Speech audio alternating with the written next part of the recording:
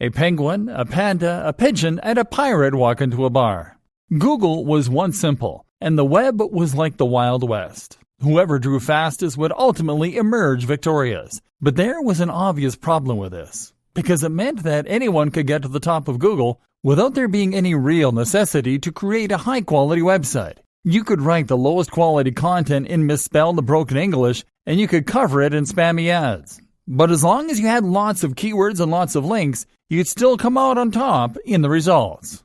That meant that people who used Google would end up getting burned because they'd click on low-quality results. And if that carried on, Google would risk losing customers. If every time you searched Google, you found websites that were trying to steal your credit card information, you would probably eventually stop trusting Google. It got so bad that people even started using article spinners. These were tools designed to copy other people's content, replace all the words with synonyms, and then publish it. The result was an unreadable, jumbled mess, but it was enough to crack the system. Remember, Google is just like any other website owner. Their customer is the advertiser, and therefore the visitor. They have no loyalty to the website owners, and they are under no obligation to ensure that you keep getting traffic. So, Google evolved. Google changed its algorithms to become more sensitive and smarter. Now, if Google detects attempts to game the system, it can penalize content that was designed to trick Google, and that wasn't offering any quality in return, and it could ensure that only the best quality got to the top.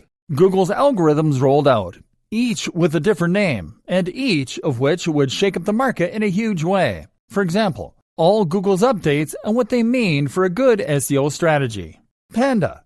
Panda was the first big algorithm update to launch, and this was designed to penalize all those sites that had plagiarized their content, that had used spam, or that had used keyword stuffing. Keyword stuffing is when you try to get Google to rank your site for a certain keyword and you go way overboard in inserting the keyword into your text to the point where it becomes unreadable. Welcome to this Buy Hats Online website. Looking to buy hats online? Buy hats online here. It sounds funny, but people were really doing this. All those sites that were guilty of so brazenly manipulating Google's algorithms were punished, sent right down to the bottom of the SERPs, search engine results pages. This actually destroyed some businesses, and many people were very angry at Google as a result. But in Google's defense, it had always told site owners to write for the user and not to write for Google.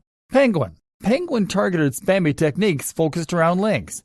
All those sites that had created hundreds of thousands of links on low-quality sites were penalized. Fortunately, Google also presented a links disavow tool that site owners could use to disassociate themselves with low-quality links. Google emphasized the importance of quality links over quantities of links. In other words, if you get a link from the BBC, then it will be worth infinitely more than 1,000 links from e-zine articles, simply because anyone can get links from e-zine articles, and a link from the BBC is a genuinely impressive testimony. The best way to think of this now is as a game of degrees of separation. Certain sites have much more clout than others. A site with an .edu domain or a .gov will have a lot of authority and trust to begin with. Likewise, sites that come up in Google's news section also must carry a lot of influence. If you can get a link from one of those sites, then this could change your fortunes overnight. But failing that, you can try getting a link from a site that has a link from one of those sites. Failing that, get a link from a site that has a link from a site that has a link from a site that has lots of authority and trust. In other words, get as close to the most influential brands in your niche as possible to reap the major rewards. Parite. Parite focused on stolen content and copyright breaches. About time, too. In 2017, another update called Fred reinforced this by penalizing sites that were violating Google's webmaster guidelines. Affected sites were typically low-quality sites designed purely to bring in ad revenue.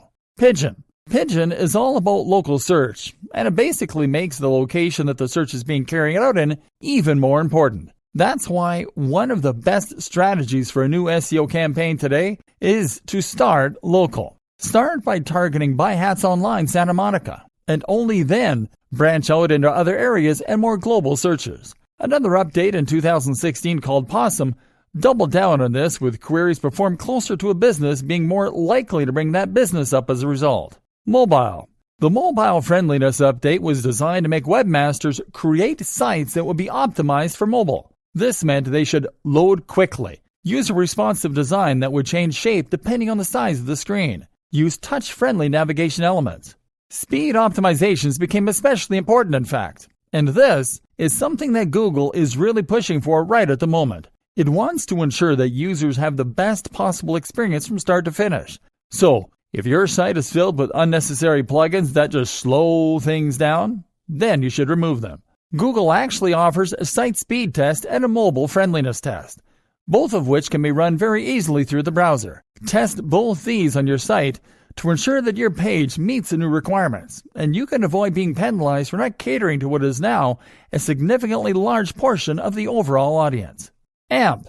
Another thing to look into if you really want to get into Google's good books is AMP. This stands for Accelerated Mobile Pages, and is a new initiative from Google that is designed to encourage creators to create a second, highly mobilized, super quick version of their site. This is possible to achieve through a single plugin if you use WordPress, and once that is in place, your site will be able to appear at the top of the other search results with an image from your site and an AMP logo to encourage more users to click it. RankBrain. RankBrain was introduced in 2015 to help Google better match the intent of a query rather than looking for precise keyword matches. It is not so much an algorithm change as it is a specific tool that Google uses and that relies on machine learning in order to properly understand the content of websites and the precise meaning of search terms. Between this and Panda, keywords became far less straightforward. They're still important, yes, but now so too is using synonyms for those keywords, natural language surrounding the keyword, and using the exact key phrases subtly. Today, the most common advice is to use keywords with a density of around 1 to 2%. That means 1 or 2 keywords for every 1 to 200 words. I personally recommend going even less. Meanwhile, the use of synonyms and related language is what's known as latent semantic indexing. It's also important to think about the placement of your keywords. A keyword used in the first few sentences, in the header, in the footer, etc., all carry more weight than a typical keyword used anywhere else in the copy. RankBrain is constantly evolving, using huge amounts of data to better understand what users respond well to. And that doesn't just mean keyword use. It also means that you need to offer deeper, more meaningful content. The recommendation among many creators is to aim for content that is anything from 800 to 2,000 words long.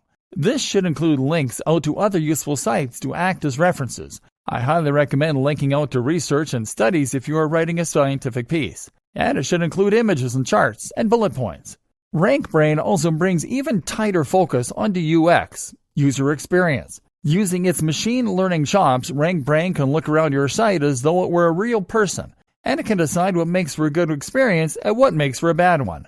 So even if you have great content, RankBrain will penalize you if your site is poorly laid out, or if that content doesn't use a nice readable font with big headers.